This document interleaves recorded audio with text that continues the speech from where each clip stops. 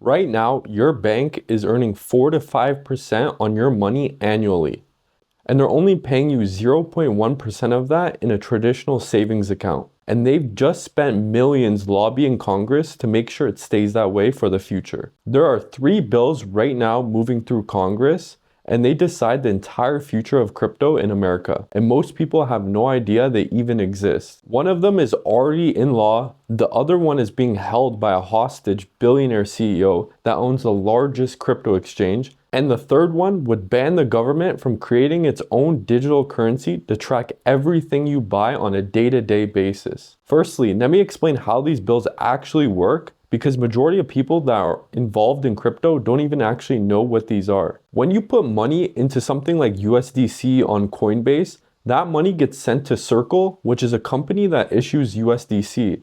Circle then takes that money and then buys US Treasury bills, which are basically like government debt that pays 4 to 5% interest annually. Circle then earns interest every single day on tens of billions of dollars, and they have a deal with Coinbase where they split that revenue. And then Coinbase takes that revenue and passes most of their cut back to you as rewards at roughly 4%. They just keep a small spread as profit. Last year alone, Coinbase made $1.3 billion from that whole process. That's 19% of their entire revenue just from utilizing everyday retail investors, my money, your money. Now, I want you to think about what your bank does with your money when you deposit $100. They do the exact same thing that Coinbase does. They buy treasuries, they issue loans, they issue mortgages at 6 to 8%, credit cards at 20%. They earn 4 to 5% on your money, and what do they give back to you? Basically nothing in a savings account, 0.01%, even 0.5% if you're lucky. That gap between what they earn and what they pay you is how banks make majority of their money. JP Morgan alone made $58 billion in net revenue in a single year. Coinbase basically showed everyone what was really going on when they deposit their money into traditional finance. And they just made it so that the average investor like me and you can keep majority of our money. So now let's talk about one of the bills. The first one is called the Genius Act, and it's already signed into law. Trump signed it back in July of 2025. What it does is it creates a rule book for stablecoins in America. Every stablecoin has to be backed 1-to-1 with US Treasuries or cash. So there's no fractional reserve tricks going on. Issuers have to publicly disclose what's in their reserves every single month, so you know that they're not lying or hiding some money somewhere. But what most people don't actually realize about this whole thing is every stablecoin has to be backed by treasuries. Let's just use this as an example. If somebody in Argentina buys USDC because their currency is falling, or some random person in, let's just say, Nigeria wants to send money back home to their family, that money ends up going straight into US government debt. The US has $37 trillion in debt, and the countries that used to buy their debt, like China and Japan and even Canada, have been pulling back, and they haven't really been buying that debt recently. Those same countries used to hold 23% of all of US debt back in 2011. And by 2024, that was down to only 6%. So basically, these countries are now utilizing stablecoins to fill that gap. And right now, there's already over $120 billion in stablecoin reserves sitting in treasuries right now. That's around the same amount a country like Saudi Arabia holds. And the stablecoin market is only at 315 billion, with projections that it can go to like 2 to 4 trillion in the next few years. So basically, anyone in the world that's holding the US dollar in a stablecoin is helping finance American debt. And most of them don't even realize that they're doing so. Donald Trump's son, Trump Jr., said in a conference, crypto is going to be the thing that preserves the dollar dominance. So the government then issues debt, stablecoin issuers buy that debt, people hold stablecoins, more demand for that debt, lower borrowing costs, governments can issue more debt, and then it pays off the 37 trillion, but it makes it very easy to finance that. So that's a little bit about the first bill. It goes deeper than that,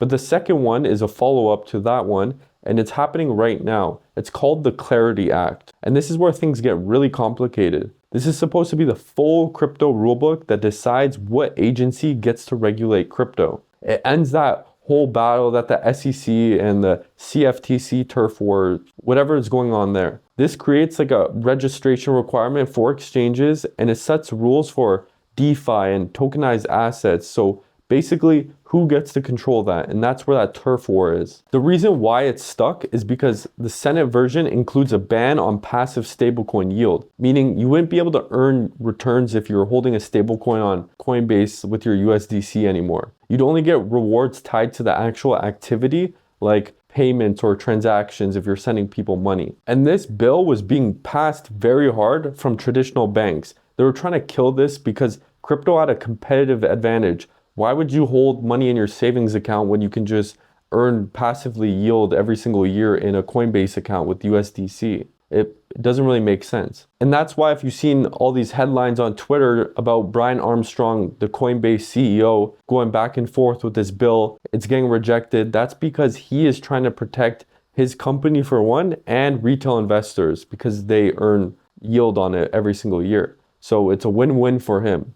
It also made up 19% of Coinbase's revenue in previous years. So obviously he's trying to do something to fight for this. Then there's Jamie Dimon. You may have heard of that name. He's the CEO of JP Morgan, one of the biggest banks in the world. He apparently got into it with Brian Armstrong at Davos, which is like some World Economic Forum meeting that all the top executives go to every year. He basically told Brian Armstrong, the CEO of Coinbase, he was making up all these things for that bill not to be passed to protect Coinbase's revenue. And that's pretty ironic because he's trying to do the same for the banking industry.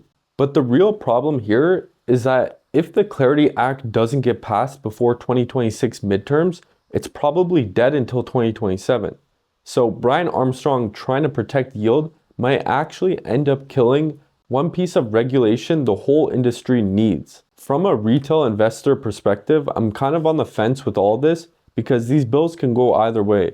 They could play out perfectly, but we all know how Western governments operate when it comes to surveillance and whether they're actually looking out for regular people or if they're just protecting the banks and helping them make more money. Because crypto does need more regulation for obvious reasons like better adoption, and I think everyone can agree with that. But who actually wants a central bank digital currency that tracks everything you're doing with your money on a day-to-day basis? Like, they'll know everywhere your dollar is being sent. They can freeze your money if... The third bill is the Anti-CBDC Surveillance Act. This one bans US government from creating its own digital dollar. It passed last year in the House, which was a very close battle. And what it does is it prohibits Federal Reserve from researching, designing, building, issuing a central bank digital currency without Congress signing off on it. A CBDC is basically a government-issued digital dollar that the Fed controls. Think of it as a digital cash, except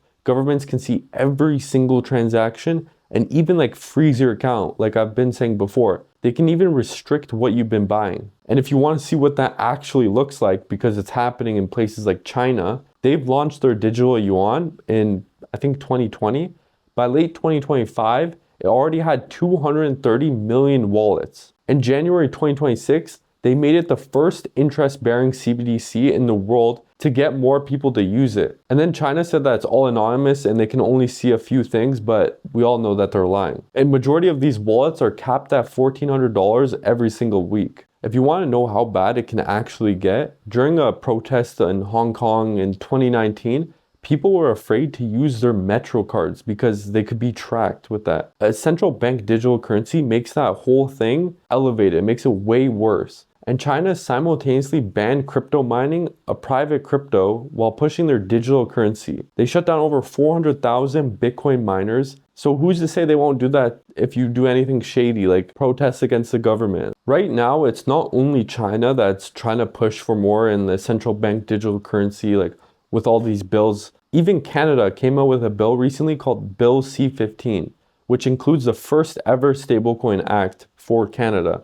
It requires issuers to register with Bank of Canada to maintain a one-to-one reserve with Canadian Treasury bills and comply with monthly reporting. It's kind of the same thing as like the Genius Act, almost exactly, but just like the Genius Act, it forces reserves into US Treasuries. Bill C-15 forces reserves into Canadian government debt. Every country wants stablecoins financing their debt. The UK and Hong Kong are building similar frameworks. This is now like a global race to who can control everything with stablecoins. But here's the thing though, every stablecoin transaction is on a public blockchain. It's all trackable. The Genius Act literally requires issuers to have a technical capability to seize, freeze, and even burn stablecoins when legally required. Canada's bill gives the Minister of Finance national security authority over all stablecoins. So both countries are implementing automatic tax reporting on every crypto transaction between countries starting in 2026. This is why things like Monero and DAI still matter. I've been talking about them in previous videos, go watch those. And the reason why I talk about Monero and DAI is because the government can't freeze those. They can't even track Monero. And DAI is decentralized, so you have full control over all your transactions. So here's where we are right now. The US has $37 trillion in debt, and the countries that used to finance it are pulling back.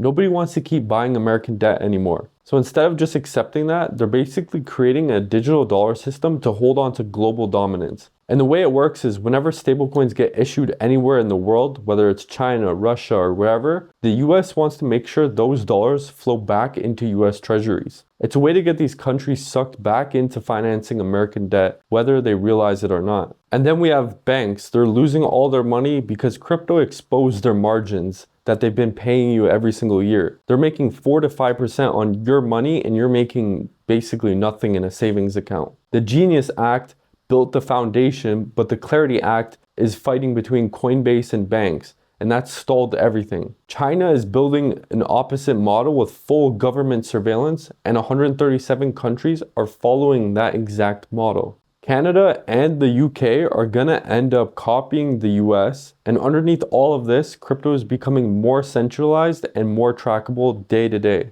Crypto was supposed to be the gateway to escape traditional finance. It was a way for regular people to essentially operate on the same level as banks with earning yield. But that window is slowly closing right now. And for the average person, it might not seem like a big deal, but that's because there's still people like Brian Armstrong fighting for retail investors. But for someone like him, he even catches hate. He's making 20% of his revenue from this, so people question his motives. The good thing about crypto is we always find a way to become decentralized, like Monero and Zcash. But if you really want to look at where things are heading, we're becoming more and more centralized every single year. Banking is using the blockchain technology that was supposed to replace it in the first place. And if you're not paying attention right now to all of these bills and how everything's going to play out, one day you're going to wake up and be like, everything's changed, and you're going to have to just accept it.